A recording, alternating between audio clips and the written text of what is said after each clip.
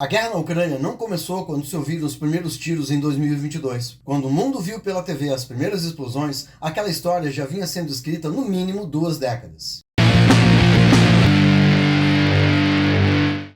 A Ucrânia conquistou sua independência em 1991, quando se deu a queda da União Soviética, mas o país era importante demais para ser deixado em paz. Sua localização era estratégica para o equilíbrio de poder na Europa. Localizada entre a Rússia e o Ocidente, a Ucrânia ocupava um espaço que Moscou sempre considerou fundamental para sua própria segurança. A partir dos anos 2000, o país começou a viver uma forte disputa política interna. Um grupo defendia uma aproximação com a União Europeia, outro preferia manter laços estreitos com a Rússia. Essa divisão marcaria profundamente a história do país. Em 2004 aconteceu a chamada Revolução Laranja, um protesto contra uma eleição acusada de fraude. Milhares de pessoas foram às ruas e o movimento fortaleceu a aproximação da Ucrânia com a Europa. O governo russo não gostou nada de ver o Ocidente ampliando sua influência numa região considerada estratégica. Mas a coisa esquentou em 2013. O então presidente ucraniano Viktor Yanukovych recusou assinar um acordo de cooperação com a União Europeia e optou por estreitar relações com Moscou. A decisão provocou manifestações gigantescas em Kiev. Durante meses, centenas de milhares de pessoas ocuparam novamente as ruas, exigindo mudanças. O movimento ficou conhecido como Euromaidan. Essa agitação causou a queda do presidente em 2014. Para os ucranianos, uma vitória da democracia. Para a Rússia, a perda de um governo aliado. E então Moscou reagiu. Tropas russas ocuparam e anexaram a Crimeia, uma península localizada no sul da Rússia. E essa não era uma região qualquer. Com uma posição privilegiada no Mar Negro, quem dominar a península da Crimeia possui uma enorme vantagem estratégica sobre as principais rotas marítimas da região. Ali fica a cidade portuária de Sebastopol, base principal da frota russa no Mar Negro. É a única passagem que permite a presença da marinha russa no Mediterrâneo